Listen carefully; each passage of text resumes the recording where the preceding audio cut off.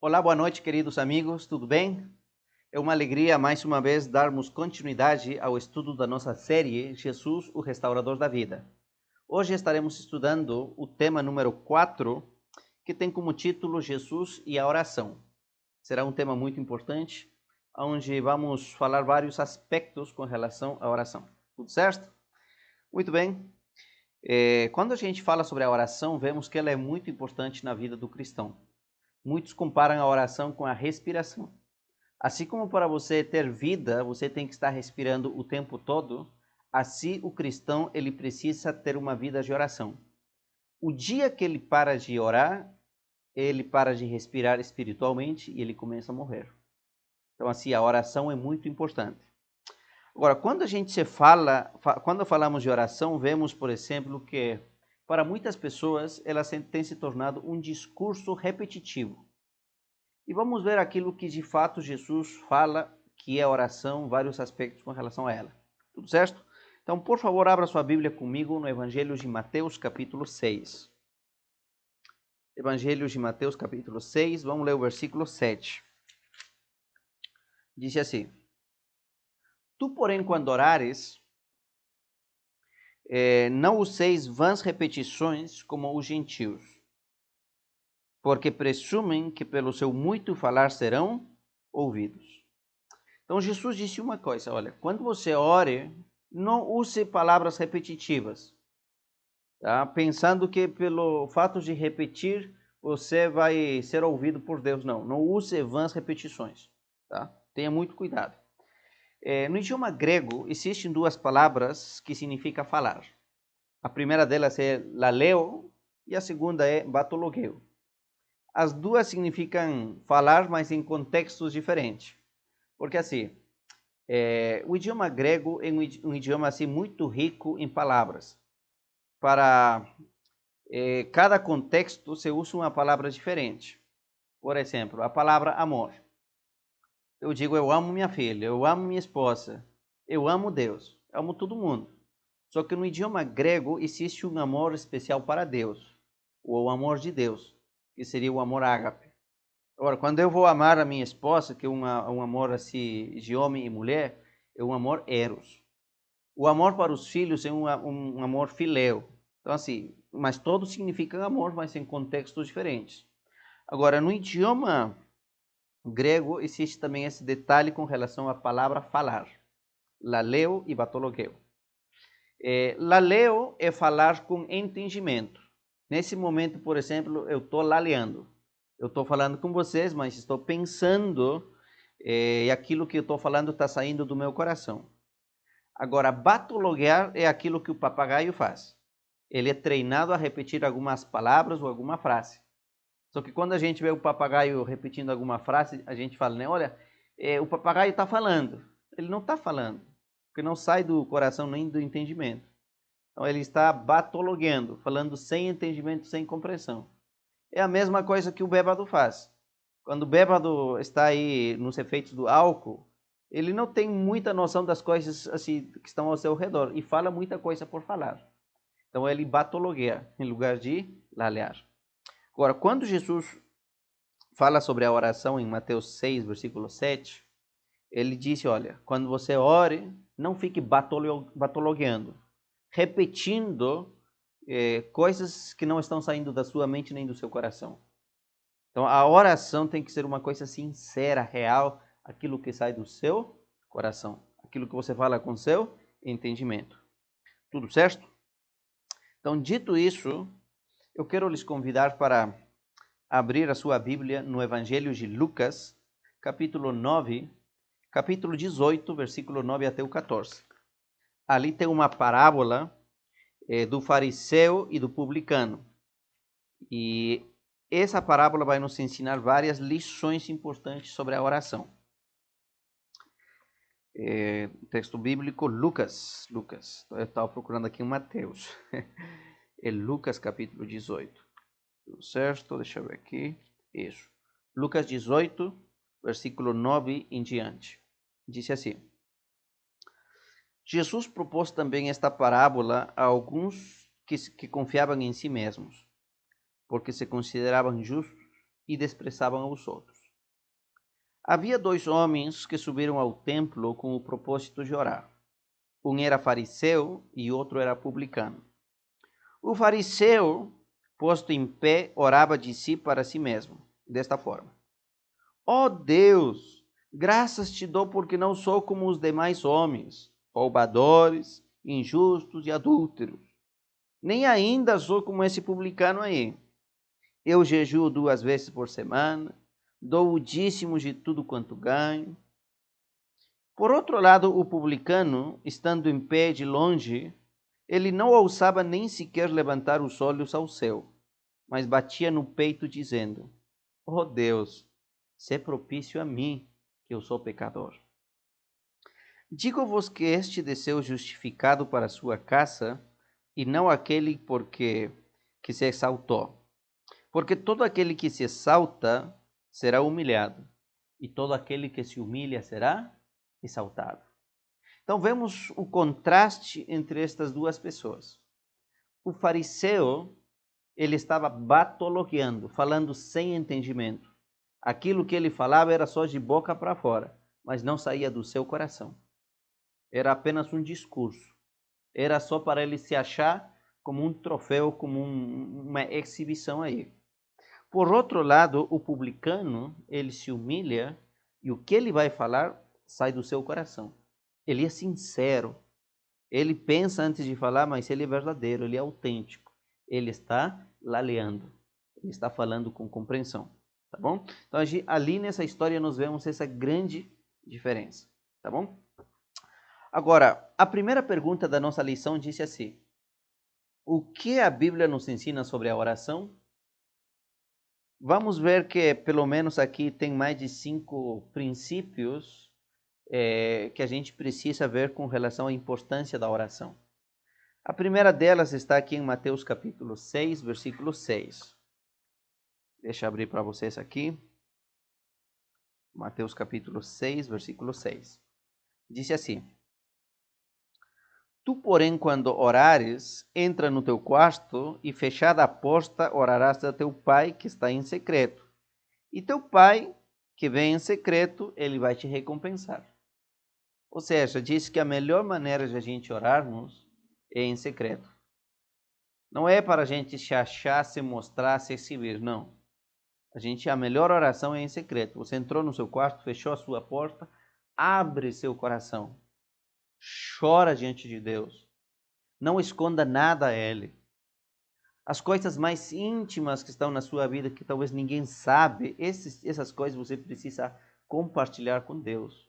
Fala a verdade, seja autêntico. Coisa que a gente não conseguiria fazer, por exemplo, em uma reunião da igreja ou em uma reunião de família.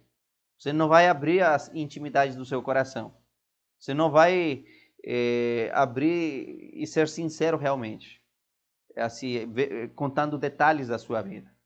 Porque geralmente quando a gente está na igreja ou em alguma outra reunião, evento, a gente ora de maneira mais generalizada. Ah, Senhor, abençoa aqui a programação, o culto desse momento, enfim. Mas quando você está dentro do seu quarto, só você e Deus, ali você abre o seu coração e de fato você tira tudo que está ali diante da presença dele. Tudo certo? Então a resposta ali seria: entra no teu quarto e ora em secreto. Tudo certo?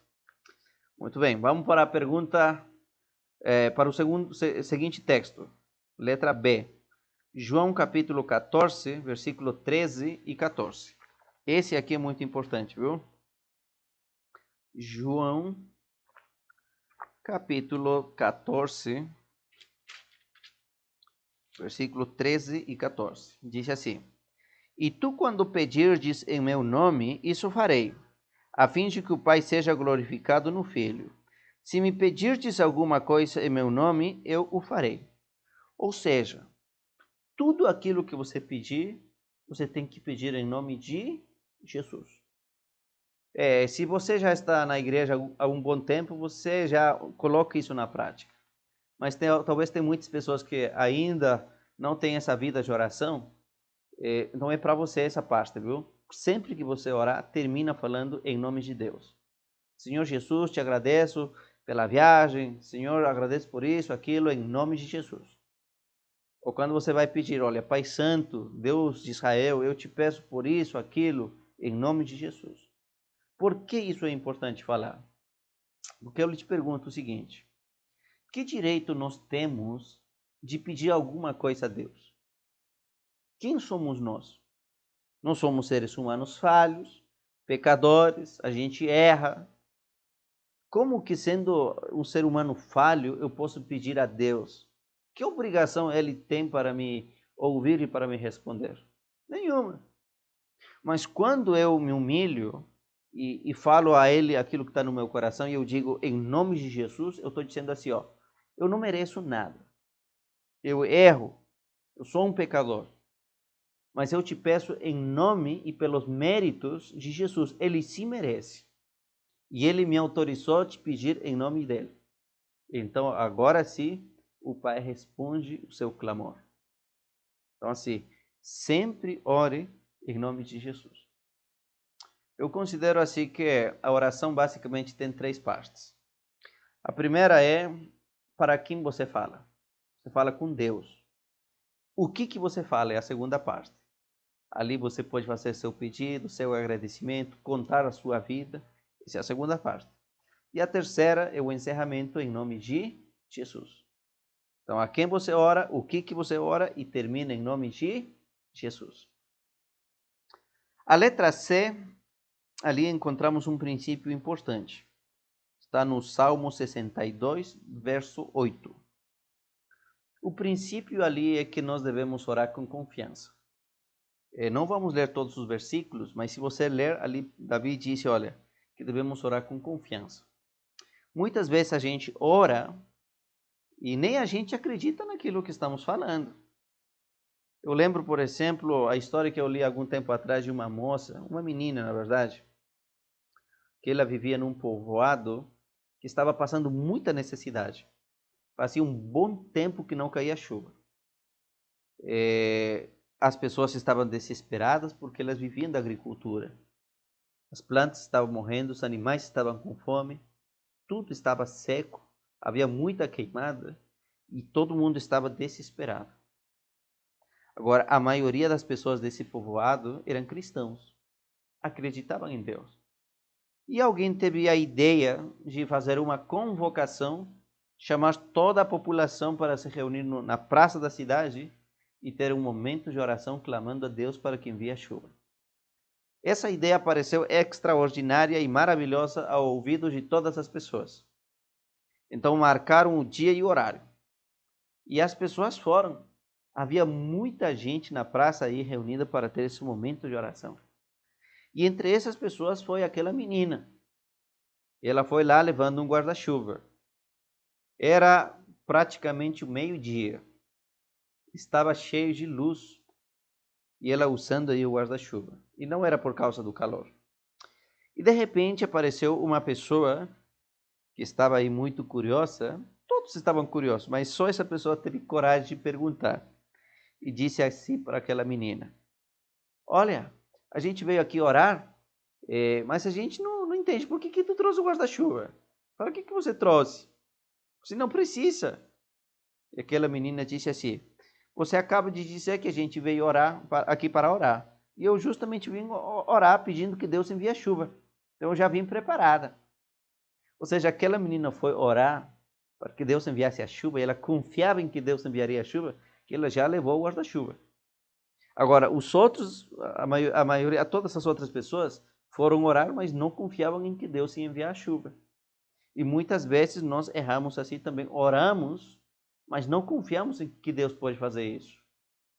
Às vezes duvidamos de maneira consciente ou inconsciente daquilo que é o poder de Deus. E eu vi uma coisa que eu aprendi e eu quero compartilhar agora com vocês. Porque muitas vezes quando a gente ora, de maneira indireta a gente mostra desconfiança em Deus pelo seguinte. Às vezes oramos assim: que o Senhor possa curar o meu pai. Ai, Senhor, que o Senhor possa restaurar o meu casamento. Que o Senhor possa guiar, que o Senhor possa, que o Senhor possa. Só que quando você abre a Bíblia e você lê as orações dos profetas, dos apóstolos, você nunca vai encontrar um deles orando dizendo assim, que o Senhor possa.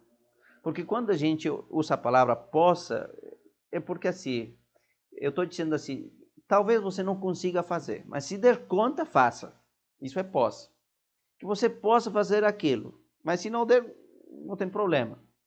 Então, quando a gente ora a Deus, as nossas palavras precisam ter mais confiança. A gente deveria orar assim, Senhor, cure por favor a minha mãe. Santo Deus, por favor, guia a nossa viagem. O Senhor tem o poder de fazer isso. Nós confiamos em que o Senhor vai fazer isso. Confiança. Faz. Acredito. Então, assim, são palavras que nos mostram que temos essa confiança e dependência de Deus. Agora, quando eu uso essa palavra possa, de maneira indireta eu estou duvidando. Então, quando oremos, devemos orar com confiança. O próximo princípio está aqui em 1 de Timóteo, capítulo 2, versículo 1. Ali fala que devemos orar com perseverança, clamando com urgência e devemos orar uns pelos outros. Então, assim, não ore só por você, ore também pelos outros, pelas outras pessoas. O próximo texto bíblico está aqui em Atos, capítulo 16, versículo 25. Ali fala a experiência que teve o apóstolo Paulo e Silas. Eles estavam pregando o evangelho e por causa disso eles foram mandados lá para a prisão. Eles estavam aí prisioneiros, com fome, com frio, com a dor no corpo por causa que eles foram açoitados aí. Mas Paulo e Silas começaram a orar. E além de orar, disse que eles começaram a cantar. Cantavam e oravam, cantavam e orando.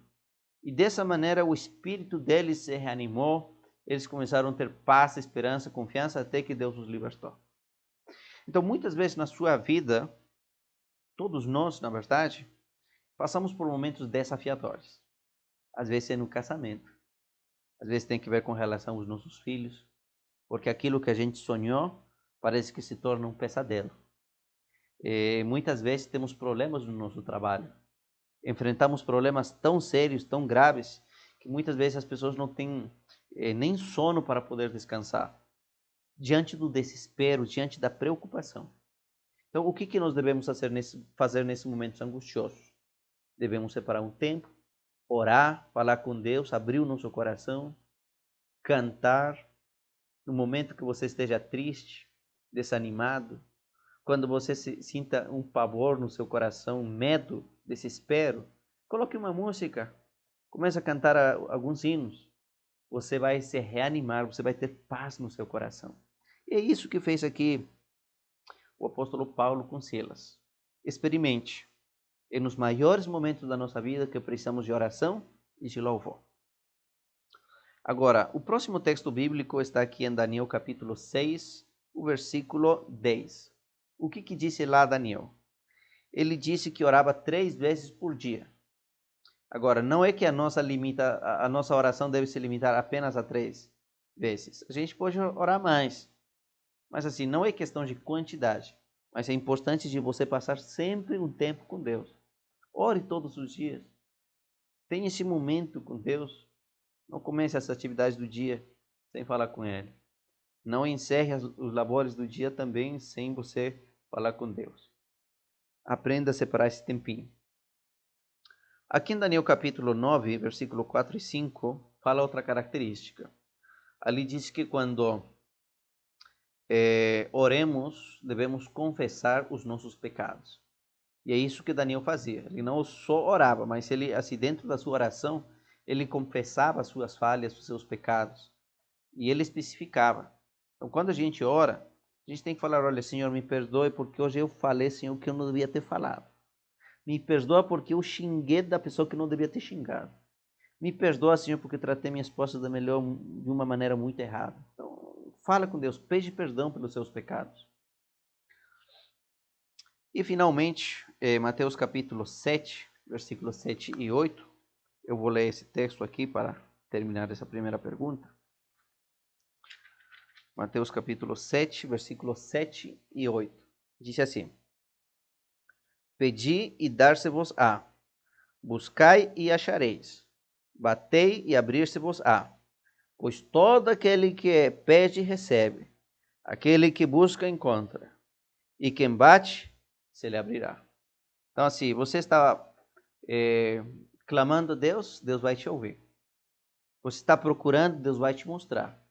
Deus vai fazer aquilo que você tanto precisa na sua vida. Mas confia nele. Ora, pede. Tudo certo? Vamos para a segunda pergunta. Disse assim: qual foi a condição apresentada por Jesus no final da sua oração? Evangelho de Marcos, capítulo 14. Sempre que Jesus orava, ele falava uma coisa muito importante como parte da sua oração. No versículo 36 de Marcos 14, disse assim: e Jesus dizia: Abba, Pai, tudo te é possível. Passa de mim este cálice. Contudo, não seja o que eu quero, e sim o que tu queres. Olha o que Jesus falava para seu pai. Quando ele orava, ele dizia assim: ó, Pai, eu quero isso, mas que não se faça o que eu quero, mas sim aquilo que o Senhor sabe que é o melhor. Ou seja, que se faça a tua vontade. Porque muitas vezes nós queremos uma coisa que só Deus sabe que a longo prazo isso vai prejudicar a nossa felicidade, o nosso casamento, a nossa felicidade espiritual, enfim. Então, assim, às vezes a gente pede coisas que não devíamos pedir, coisas que vão nos trazer prejuízo, que vão nos fazer mal. Então, assim, a gente deve orar: Senhor, eu quero isso, aquilo, mas o Senhor sabe qual é o melhor. Por favor, Senhor, que se faça a sua vontade. E mesmo que seja difícil em alguns momentos aceitar isso e colocá-lo na prática, mas que a gente confie em Deus. Às vezes você tem um familiar que está lá no hospital. Eu já tive muitos amigos que estiveram internados no hospital passando muito mal e já clamei a Deus de manhã, de tarde, de noite, e essa pessoa veio a falecer. Deus não tem poder para curar? Deus tem. Só que nada acontece se Deus não permite. Então, mesmo que você não entenda por que ou para que algumas coisas acontecem, mas ora e fala para Deus: Senhor, que seja feita a tua vontade. Hoje eu não entendo, mas um dia o Senhor vai abrir os meus olhos e vai me ajudar a entender essas coisas que eu não conseguia. Porque Deus sabe de fato aquilo que é o melhor e por que as coisas acontecem. Talvez eu estou falando para alguém nesse momento que estamos estudando. Você tem clamado a Deus por um familiar que estava no hospital.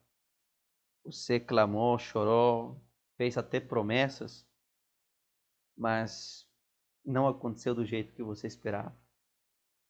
Mas acima de tudo, querido amigo, amiga, está a vontade de Deus. Deus sabe aquilo que é o melhor. Um dia vamos entender detalhes que aos nossos olhos hoje parecem aí que não tem lógica. Mas confia, tá bom? Se ora a Deus, mas diga: Senhor, que seja feita a tua vontade. A pergunta 3. Jesus orou por quais pessoas? Em João capítulo 17, o versículo 20, disse uma coisa interessante. Deixa eu ver aqui. João capítulo 17, vamos ler o versículo 20. Não rogo somente por estes, mas também por aqueles que vierem a crer em mim por intermédio da tua palavra. Jesus disse: olha, Pai Santo, eu estou te pedindo, estou te rogando, não só pelos que estão aqui, meus seguidores, meus discípulos, mas também, Senhor, eu clamo, eu te peço por aqueles que um dia vão ouvir o Evangelho, aqueles que um dia vão aceitar a tua palavra. Jesus estava orando por você e por mim. Mesmo que nós não existíssemos ainda, mas Jesus já intercedia pelas pessoas que um dia ouviriam a mensagem do Evangelho. Ele nos deixa essa grande lição de orar uns pelos outros. E é por isso que agora a pergunta 4 amplia esse detalhe. Ali diz, né, a exemplo de Jesus, o que nós deveríamos fazer? Vamos abrir aqui o livro de Tiago, capítulo 5, versículo 16. Diz assim: confessai os vossos pecados uns aos outros e orai uns pelos outros, para serdes curados. Muito pode por sua eficácia a oração do justo. O que devemos fazer? Fazer o que Jesus fez, orar uns pelos outros. Muito poder tem uma oração sincera, uma oração que sai do coração. Então, não deixe de orar, não deixe de interceder pela sua família, seus seres queridos. Ore pela salvação da sua casa. Lute por isso, mas seja sincero. Fale do seu coração. Algum tempo atrás, eu lembro, na verdade, foi a primeira vez que eu cheguei aqui no Brasil. Eu era co-pastor. Se alguém não sabe o que é ser um co-pastor, os co-pastores são pessoas que eles vão trabalhar vendendo literatura, os livros, que fala sobre a saúde, fala sobre o aspecto espiritual, que fala sobre família, enfim, livros maravilhosos. E quando a gente vai vender os livros, além de vender os livros, a gente dá também uma mensagem de esperança para as pessoas. A gente ora, enfim. Eu lembro em certa oportunidade que eu estava fazendo esse trabalho e tinha sido uma semana difícil porque não sabia falar o português. E era difícil. Não estava tendo os rendimentos que eu devia e precisava ter. Em certa oportunidade eu fui junto com meu colega para o campo de trabalho. Começamos a trabalhar muito cedo, batendo de posta em posta, apresentando o projeto. Todo mundo gostava, mas ninguém comprava. E estava difícil, mas a gente não desistiu. Continuamos e continuamos e continuamos. E levávamos palavras de ânimo, de esperança para as pessoas. Foi um trabalho maravilhoso, um trabalho missionário que é esse ministério. Chegou meio-dia, a hora do almoço.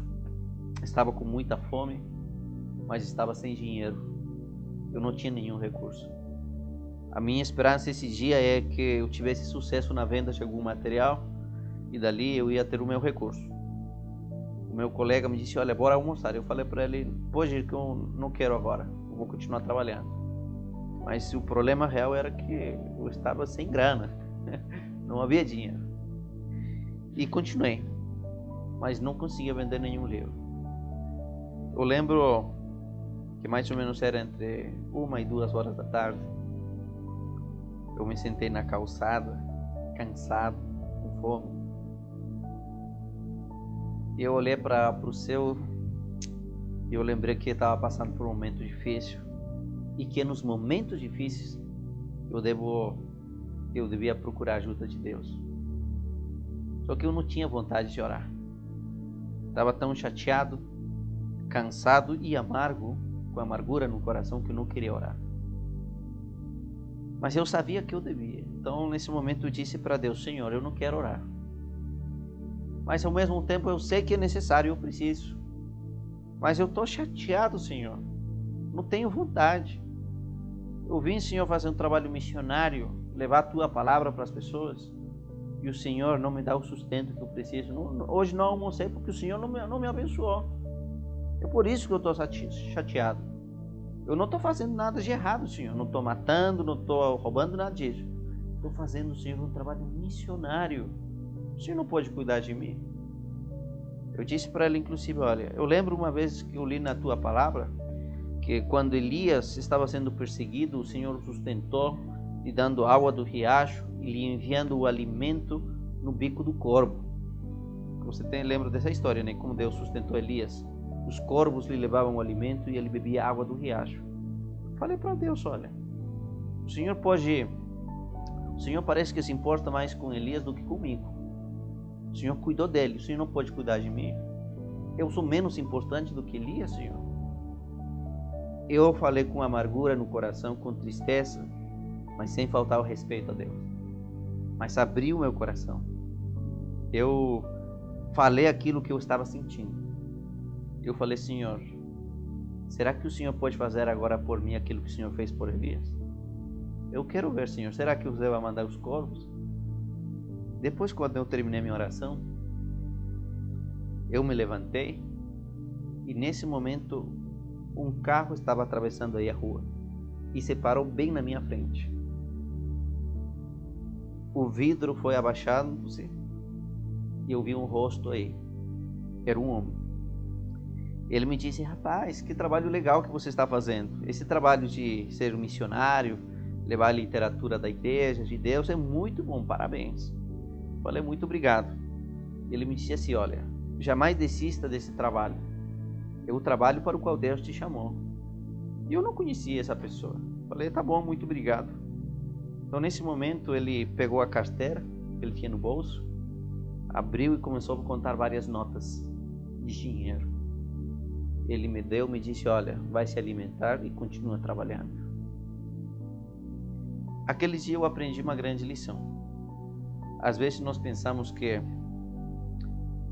as grandes histórias, os milagres que vemos nas escrituras, são histórias do passado, milagres do passado, mas que hoje é impossível de se cumprir. Mas eu te digo em nome de Deus o seguinte: você é tão importante quanto era Elias. Você é tão importante quanto a filha de Jairo. Deus hoje ele pode fazer um milagre que você tanto precisa. Você precisa abrir seu coração, falar a verdade para Deus, com lágrima, com sinceridade, com perseverança. Confie nas promessas de Deus. Ele não vai te responder do jeito que você espera, mas Deus vai te responder. A tua única esperança, o auxílio está em Jesus.